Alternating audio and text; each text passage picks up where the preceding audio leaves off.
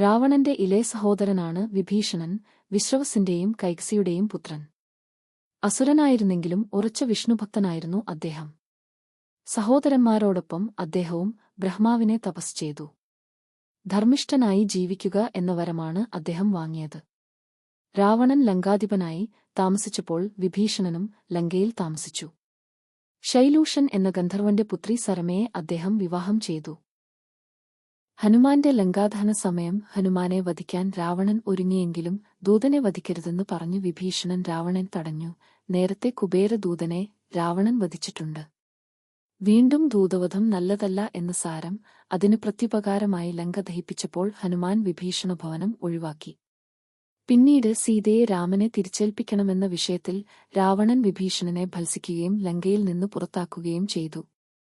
പിന്നീട് വിഭീഷണൻ ശ്രീരാമപക്ഷത്തെത്തുകയും രാവണൻ ജീവിച്ചിരിക്കെ തന്നെ ലങ്കാധിപനായി തീരുകയും ചെയ്തു. ലങ്കയിലെ പല രാഷ്ട്രീയ തീരുമാനങ്ങളും ഇദ്ദേഹം രാമനെ ധരിപ്പിച്ചു. രാവണചാരന്മാരായ ശുകസാരണന്മാരെ വെളിച്ചത്തു കൊണ്ടുവന്നു.